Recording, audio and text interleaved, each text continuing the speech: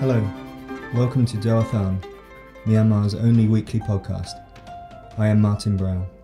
14-year-old schoolboy Mai Cho Min Htwe is today languishing in a Mandalay prison, accused of a crime his family say he did not commit. He was jailed for 2 years for allegedly being involved with the Tang National Liberation Army, an ethnic armed group. Here is his story.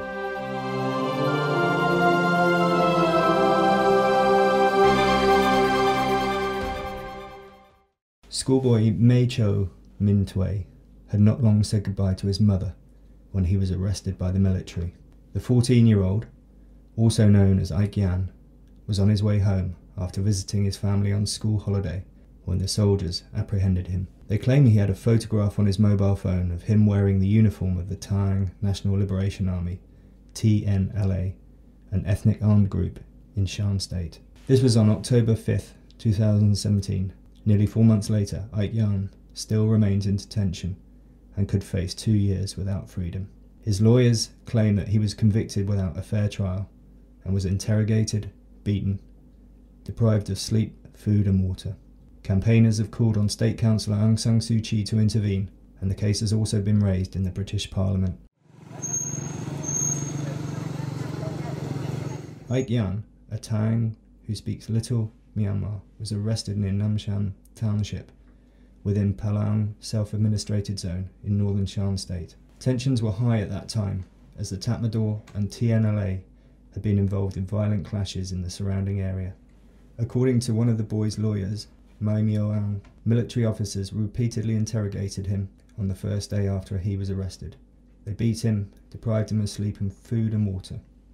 He was eventually convicted on October the 30th and was sentenced to 2 years detention in Mandalay, hundreds of miles away from his home and school. He was convicted under 17.1 of the Unlawful Association Act, a colonial-era law commonly used by the military to make arrests. This is the first time the act has been used to convict a child in Myanmar this decade. Speaking in December, Mai Cho Aung, a lawyer from Tang Legal Aid, told Doh Athan, "This case has many wrong things due to the criminal procedure. The verdict by the court judge is really questionable as he just examined roughly and announced the verdict. And Ian is just a child legally, so they must be the right to give him detached. If they give him it, they can. As I mentioned, they can give remission from the prison sentence to lessen his punishment. Or they can announce the verdict only after cross-examinations to both sides to reveal the truth." Ai Yan's mother, Doh Athan, is understandably worried about her son.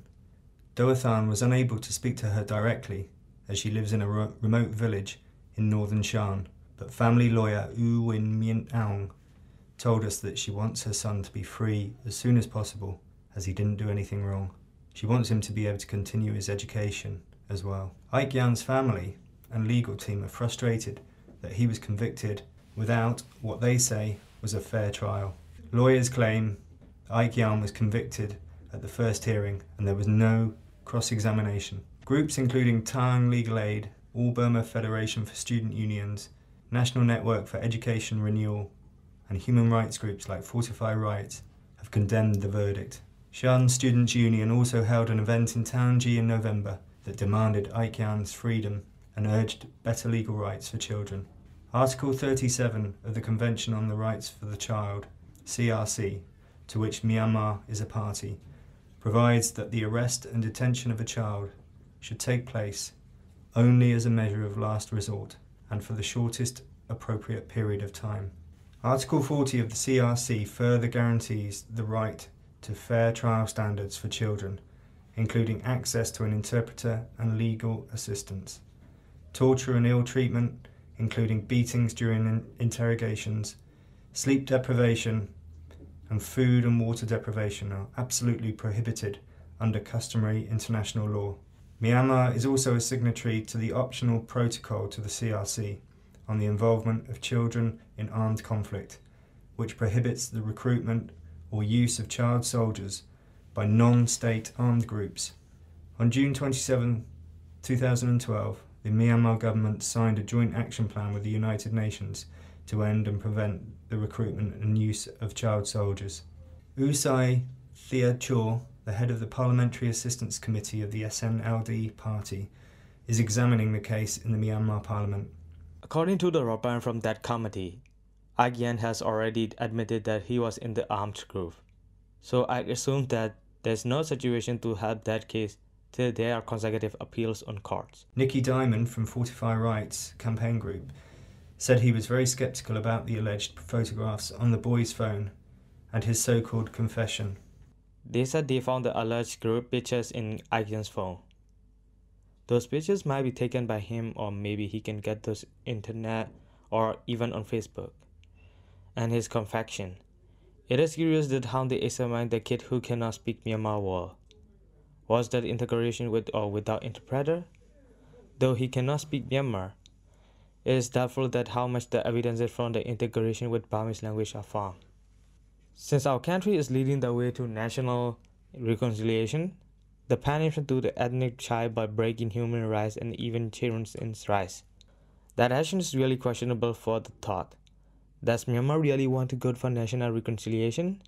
So I request, please let Agyan free, and there must be remedies for breaking human rights by observing his experiences. The fight to secure Agyan's freedom is continuing, said U Win Myint Aung. We will ask to get the required rights and laws which stated legislatively. For instance, there are also the rights for children, and we will ask for the money those rights and the justice. If the district court dismisses our appeal, we will go to submit the appeal to the state court. U Win Myint Aung said he urged the detention centre where Agyan is being held to continue his education. His requests were refused. Lawyers will appeal Agyan's sentence to the state court in Taunji in southern Shan state, but no date has been set. While putting this podcast together, Doh Athan was unable to get a response from the Tatmadaw about Agyan's case.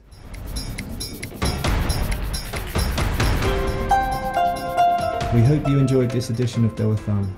This programme was put together this week by Zani and Atet. Please stay tuned for next Wednesday's episode, which can be found on Frontier's website and Facebook page. The project to support human rights reporting is a partnership between Frontier Myanmar and Foundation Hirondelle, funded by the Embassy of the Netherlands in Myanmar. Have a nice day.